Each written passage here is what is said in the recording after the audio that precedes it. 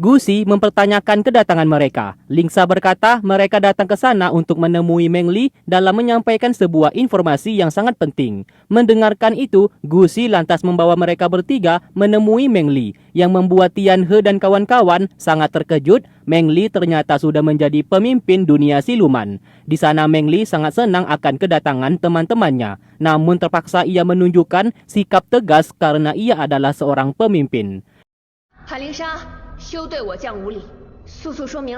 Ziying lalu berkata, sekte King Hua akan menyerang dunia siluman lebih awal dan secara diam-diam. Kedatangan mereka ke sana untuk menyampaikan informasi tersebut, supaya dunia siluman bisa mempersiapkan diri. Tidak hanya itu, mereka juga siap membantu dunia siluman apabila peperangan terjadi. Karena mereka sudah tahu kebenaran 19 tahun yang lalu kalau sekte King Hua yang bersalah. Meng Li sangat terkejut dan tentu saja mempercayai informasi itu. Namun beberapa pasukan di sana, termasuk Gusi, tidak percaya dan menaruh curiga kepada mereka bertiga sebagai utusan sekte King Hua untuk menjadi mata-mata. Maka dari itu, Tian He dan kawan-kawan dipenjara terlebih dahulu dan tidak boleh pergi meninggalkan dunia siluman. Tiba-tiba, Lingsa kembali lemah dan pingsan di tempat. Melihat itu, Meng Li menjadi sangat khawatir. Ternyata itu ulah dari Su Yao yang terus menyerap energi milik Lingsa. Yun Lei menghentikannya, bahkan menghancurkan kristal yang digunakan oleh Su Yao. Ia tidak ingin Lingsa mati karena takut Tian He akan mengamuk dan menyerang sekte King Hua, membuat hubungan ia bersama Tian He menjadi rusak. Kristal itu yang telah rusak seketika berubah menjadi sebuah surat yang mengatakan ada sebuah buku catatan terdapat cara untuk menghancurkan pedang Sihe dan pedang Wangsu. Melihat itu, mereka berdua pun menjadi panik. Yun Lei segera memerintahkan Su Yao untuk mencari buku catatan tersebut. Sementara itu, Meng Li meminta maaf atas sikapnya barusan kepada Lingsa. Ia terpaksa bersikap tegas ke mereka karena menjadi seorang pemimpin. Lingsa melihat ia menggunakan gantungan gigi binatang milik Tian He yang dijadikan olehnya sebagai kalung. Dari sinilah Lingsa menyadari Meng Li juga mencintai Tian He. Hal itu dibenarkan olehnya. Namun Meng Li sadar Tian He hanya mencintai Lingsa. Maka dari itu ia memintanya untuk selalu bersama dan menjaga Tian He apapun yang terjadi. Tidak hanya itu, Meng Li juga memberikan obat penyambung nyawa kepadanya agar bisa digunakan olehnya untuk bertahan hidup. Sedangkan mereka berdua yang berada di penjara dijaga oleh Guzi yang mempertanyakan keberadaan sebuah buku catatan yang terdapat cara menghancurkan pedang Sihe dan pedang Wangsu. Ziying tidak tahu akan hal itu, namun sesaat Tian He seperti pernah melihat buku catatan yang dikatakan olehnya. Guzi berkata apabila ingin menghentikan peperangan, mereka harus bisa mendapatkan buku tersebut agar bisa menghancurkan kedua pedang itu. Apabila berhasil, maka peperangan tidak akan terjadi. Meng Li datang ke sana melepaskan mereka berdua dari penjara. Lalu kesepakatan terjadi, Tian He bersedia mencari buku catatan tersebut agar bisa menghancurkan pedang Sihe dan pedang Wangsu. Meng Li memberikan sebuah kristal ungu kepadanya yang berguna untuk mereka berkomunikasi.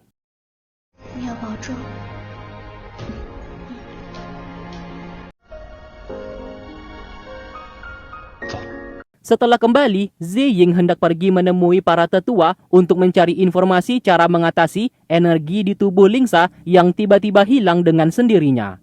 Sesaat, Lingsa teringat saat berada di makam orang tua Tian He, ia sempat mengambil sebuah buku catatan. Setelah dilihat, Tian He sangat terkejut karena tidak ada tulisan apa-apa di dalam buku itu. Yun Lei mengamuk dan mengacak-acak kediaman para tetua untuk mencari buku catatan tersebut. Bahkan ia tidak segan-segan menyakiti tetua Chong karena tidak memberitahukan keberadaannya. Yun Lei berkata, penguasa pedang Wangsu bukanlah Tian He, melainkan Lingsa. Selama ini, Su Yao menyerap energi di tubuh Lingsa supaya bisa menjadi penguasa pedang Wangsu. Kebetulan, Ziying datang ke sana dan akhirnya ia tahu alasan kenapa Lingsa bisa kehilangan banyak energi spiritual itu disebabkan oleh Su Yao. Tentu saja, ia pun menjadi sangat marah. Yun Lei menjelaskan itu bukan perbuatannya, melainkan perbuatan Su Yao sendiri. Ziying lalu menyerangnya. Namun ia dengan mudah dikalahkan oleh Yunlei. Para tetua menjadi panik dan pada akhirnya tetua Qing memberitahukan terakhir kali buku catatan tersebut dibawa pergi oleh Yun Tianqing, ayahnya Tianhe, ke puncak gunung Qingfeng. Yunlei hendak pergi ke sana. Tetua Chong berusaha menghalangi, tiba-tiba ia pun dibunuh olehnya. Karena tidak memiliki kekuatan apa-apa, serangan tersebut membuat Tetua Chong menjadi sekarat. Sebelum meninggal, ia berpesan kepada Zi Ying agar menghentikan peperangan ini.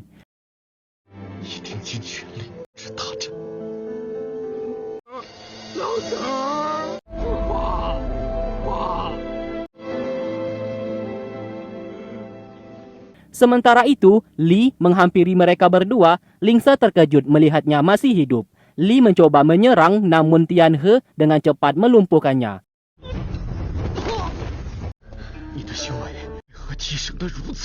Li mengaku ia sudah membantu Su Yao agar bisa menyerap seluruh energi di tubuh Lingsa, karena Lingsa merupakan penguasa pedang Wangsu yang sebenarnya. Maka dari itu, di tubuhnya terdapat aura dingin mirip seperti pedang Wangsu. Ia melakukan semuanya ini untuk balas dendam karena mereka sudah membuatnya berpisah dengan Mingzu. Mereka pun terkejut, pantas saja Lingsa kehilangan banyak energi spiritual secara tiba-tiba. Ternyata ulah dari Su Yao. Setelah berkata seperti itu, tiba-tiba Li mengakhiri hidupnya karena balas dendamnya sudah tercapai. Di sana, Zi Ying melihat itu semua. Lalu ia pun menyampaikan informasi Yunlei pergi ke puncak gunung Qingfeng untuk mencari buku catatan tersebut. Apabila mereka tidak segera menghentikannya, puncak gunung akan segera hancur. Mendengarkan itu, Tianhe bergegas pergi ke kampung halamannya. Yunlei telah tiba di puncak gunung Qingfeng dan berada tepat di depan goa makam kedua orang tua Tianhe. Tak lama kemudian, Tianhe bersama Lingsa datang ke sana, melarangnya masuk sebab buku catatan yang dicarinya itu tidak ada di sana. Yunlei memaksa ia menyerahkan buku tersebut, namun Tianhe menolak. Merasa kesal, Yunlei hampir saja hilang kendali untuk membunuhnya. Namun ia berusaha keras mengendalikan dirinya sendiri agar tidak melukai Tianhe. Oleh sebab itu, ia pun sudah tidak peduli lagi terhadap buku tersebut. Sebelum pergi, ia mengambil kalung batu giok di leher Tianhe yang merupakan milik Suyu, ibunya. Itu dilakukan oleh Yunlei sebagai tanda mereka berdua tidak memiliki hubungan apa-apa lagi. Apabila bertemu, mereka adalah musuh. Di waktu bersamaan, tetua Qing berhasil memunculkan tulisan di buku catatan tersebut. Zi Ying dipinta untuk membaca isinya agar mereka mengetahui cara menghancurkan pedang Sihe dan pedang Wangsu. Sementara mereka berdua saat ini berada di puncak gunung Qingfeng, Tianhe berjanji setelah masalah ini selesai, ia akan menikahinya dan tinggal bersama di puncak gunung tersebut, meninggalkan semua urusan dunia bela diri. Lingsa tentu saja mengikuti apa yang ia mau, dan mereka berdua pun berciuman. Yunlei memberikan batu giok tersebut kepada Su Yao. Kini, ia sudah tidak peduli lagi terhadap buku catatan itu dan meminta Su Yao mengumpulkan semua murid dan para guru karena esok hari mereka akan menyerang dunia siluman. Dengan begitu, mereka bisa sesegera mungkin menjadi dewa sejati. Mendengarkan itu, Su Yao menjadi sangat bersemangat dan akan segera mempersiapkannya.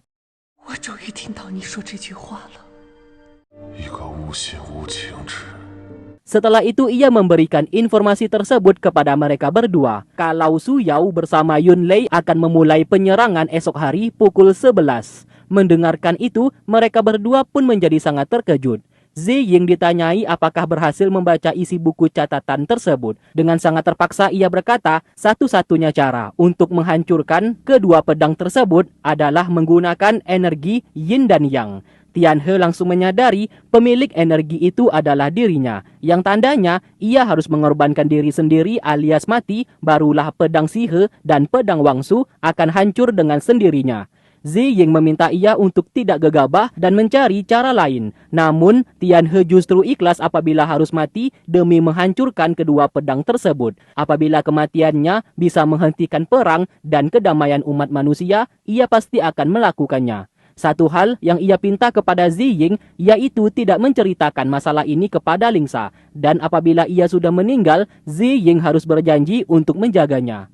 Lalu, menggunakan kristal ungu pemberian dari Meng Li, mereka pun mengabarkan berita penyerangan itu kepada Meng Li. Namun, Meng Li dipinta untuk menunggu sebab Tian He dan kawan-kawan akan menggagalkan sekte King Hua yang akan menyerang dunia siluman. Kedua jenderalnya di sana memaksa ia untuk bersiap dan menyerang lebih dulu. Namun, Meng Li tidak mau hal itu dilakukan. Ia percaya kepada Tian He pasti bisa menggagalkan sekte King Hua yang akan menyerang mereka. 但田和是在拿命来帮我们。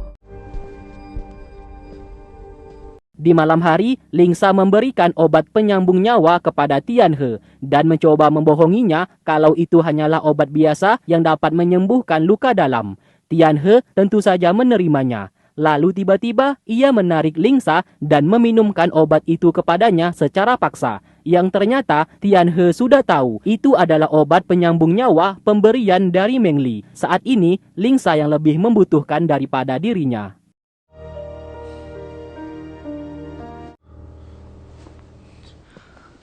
Singkat cerita, esok hari pun tiba. Kini semua murid sudah berkumpul dan bersiap untuk berperang. Su Yao memberikan semangat dan berkata mereka yang mati di medan peperangan akan diangkat menjadi dewa apabila dunia siluman berhasil mereka hancurkan. Sementara di gerbang pintu masuk, mereka bertiga datang ke sana, namun para murid yang berjaga sudah menghalangi, bahkan menyegel Tian He beserta kawan-kawan. Tian He mengeluarkan busur panah untuk menghancurkan segel tersebut. Tiba-tiba, salah satu murid di sana langsung terluka yang ternyata apabila ia menghancurkan segel itu, maka seluruh murid akan segera mati. Su Yao bersama Yun Lei lalu menancapkan kedua pedang itu dan memulai ritual.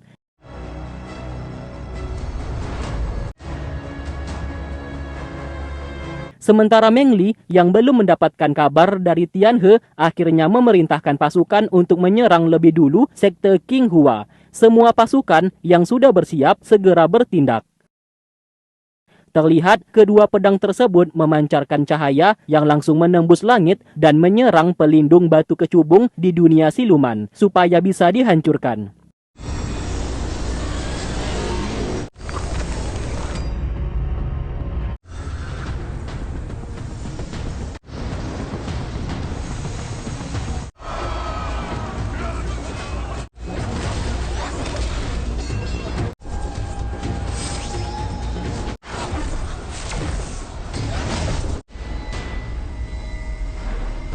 Dua murid setia milik Ziying datang ke sana menghancurkan segel formasi tersebut dari luar untuk menyelamatkan mereka.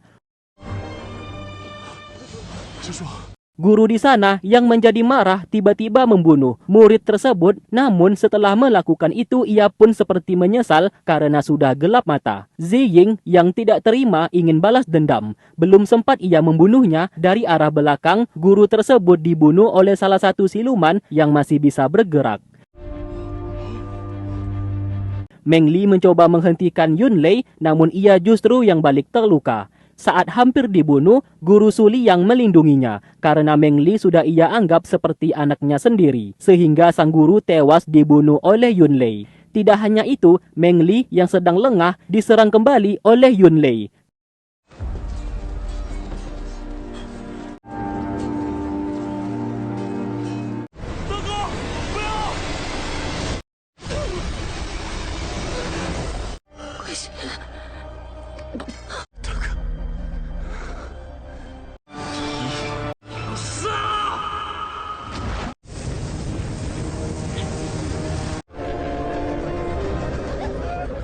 Terlihat sekte King Hua dan sekitarnya terbang ke langit, yang menandakan Yun Lei bersama Su Yao sebentar lagi berhasil menembus dunia langit untuk menjadi seorang dewa.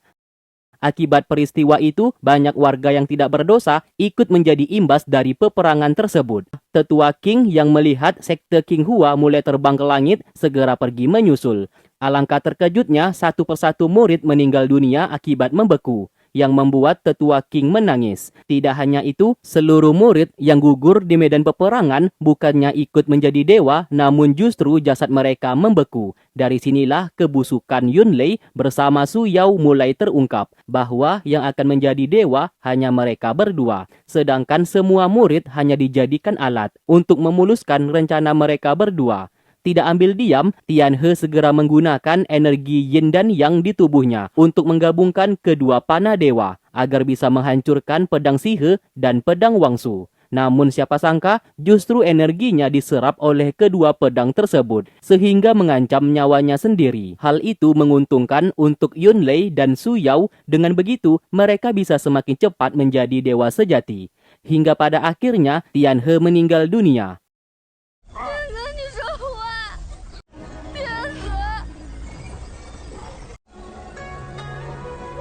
Rohnya lalu ditarik oleh Dewa Naga dan mengajak ia membuat satu kesepakatan. Tian He akan dijadikan dewa, namun ada satu syarat. Umurnya tidak akan bisa sampai 100 tahun. Dan apabila waktunya telah tiba, Tian He akan menggantikan Dewa Naga menjaga tempat tersebut. Mendengarkan itu, Tian He bersedia. Lalu Dewa Naga memberikan seluruh kekuatannya kepada Tian He. Karena hal tersebut, Tian He bangkit dari kematian dan kini memiliki kekuatan Dewa Naga.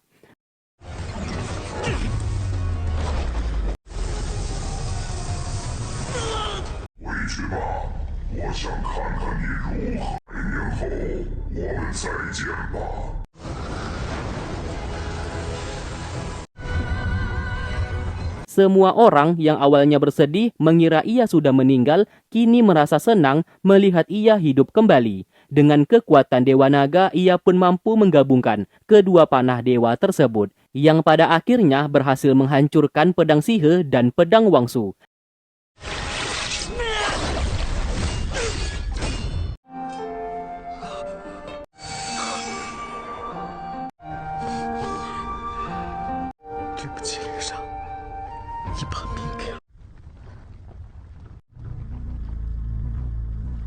Akibat hal tersebut, sekte King Hua yang melayang di udara kini akan jatuh ke bumi. Yang lebih parahnya lagi, akan menimpa manusia tidak bersalah yang berada di bawah sana. Karena gagal menjadi dewa, Yunlei sangat marah dan ingin membunuh mereka semua. Namun tiba-tiba Dewi Xuantian, utusan dari Kaisar Dunia Langit, datang ke sana menghentikannya.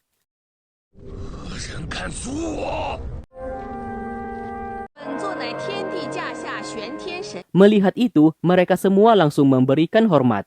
Yunlei dan Su Yao akan dihukum karena menghalalkan segala cara, bahkan berbuat kejahatan untuk menjadi dewa. Semua perbuatan kejahatan mereka berdua sudah dipantau oleh Kaisar Langit selama ini.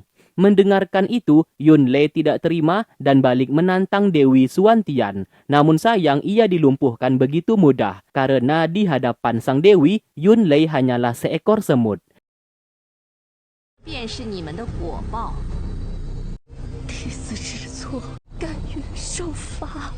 Tian He mencoba memohon kepada sang Dewi untuk memberikan keringanan hukuman. Namun sayang, sang Dewi tidak bisa memberikan toleransi. Dan pada akhirnya, Yunlei bersama Su Yao dibinasakan, tanpa bisa bereinkarnasi lagi.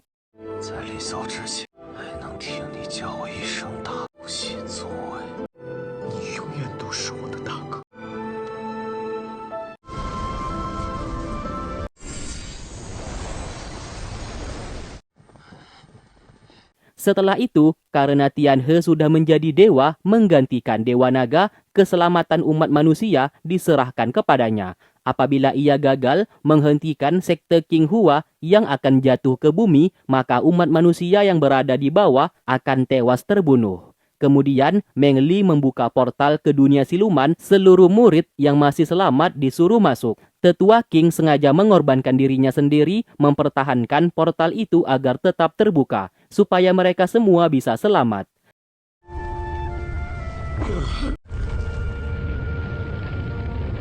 Dari kejauhan, Tian He kembali menggabungkan panah dewa dan setelah itu ia menghancurkan sekte King Hua yang akan segera jatuh demi menyelamatkan umat manusia.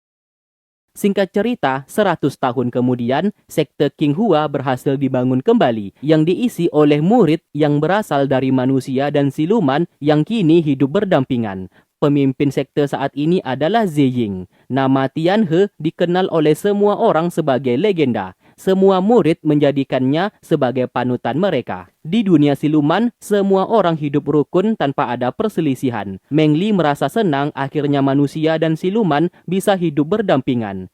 Lalu kemudian, Meng Li bersama Ziying datang menemui Tianhe. Akibat insiden 100 tahun lalu, kini kedua matanya menjadi buta. Kedatangan mereka berdua ke sana untuk melepas kepergian Tianhe.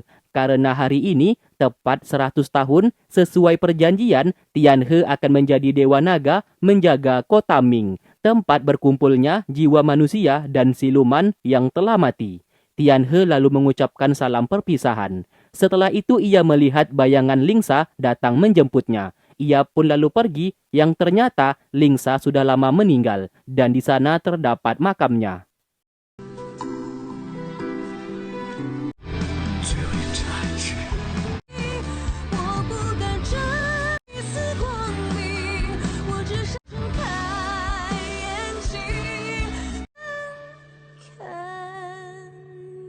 Film Sword and Fairy selesai. Oke, terima kasih buat kalian yang sudah stay tune terus di channel ini dan menunggu video-video yang aku upload. Sampai berjumpa di alur cerita film yang lainnya. Wassalamualaikum warahmatullahi wabarakatuh.